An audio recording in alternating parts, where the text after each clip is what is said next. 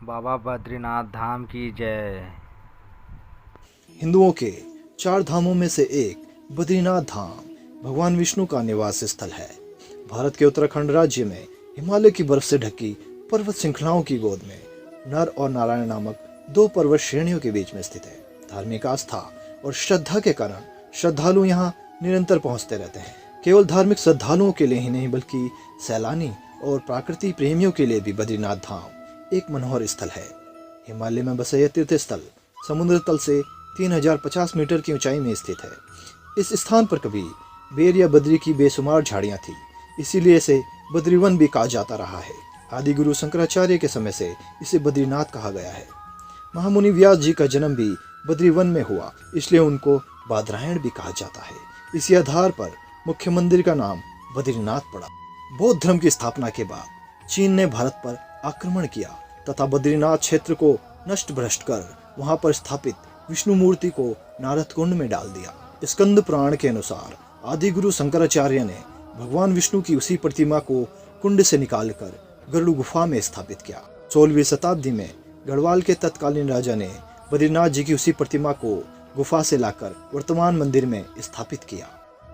बद्रीनाथ मंदिर की उम्र और हिम से क्षतिग्रस्त होने के कारण कई प्रमुख जीर्णोद्धार हुए। 17वीं शताब्दी में गढ़वाल के राजाओं द्वारा मंदिर का जीर्णोद्धार और विस्तार किया गया।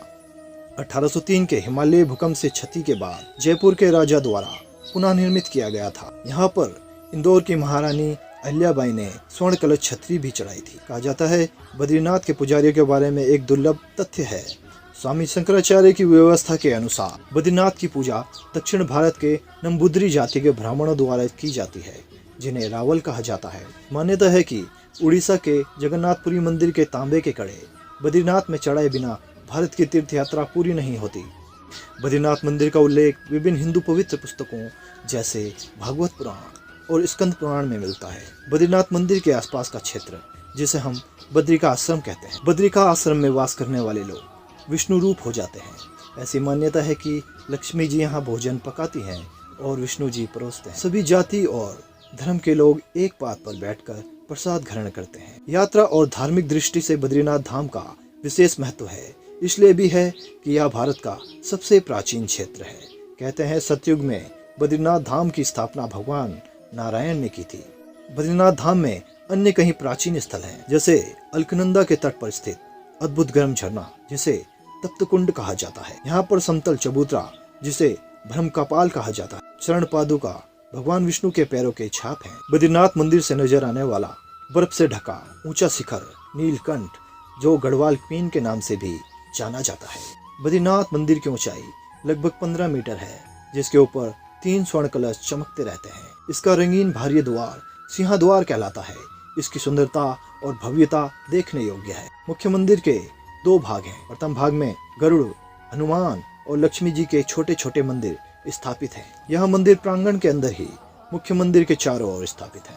दूसरे भाग में श्री बद्री नारायण जी की काले पत्थर से निर्मित चतुर्भुज प्रतिमा है। इनके मस्तक पर एक बड़ा हीरा जड़ा हुआ है। इनके अगल बगल में नर नारायण, कुबेर, उद्धव एवं नारद जी की मूर्तियां स्थापित हैं। स्कंद पुराण में बद्रीनाथ धाम के बारे में उल्लेख किया है।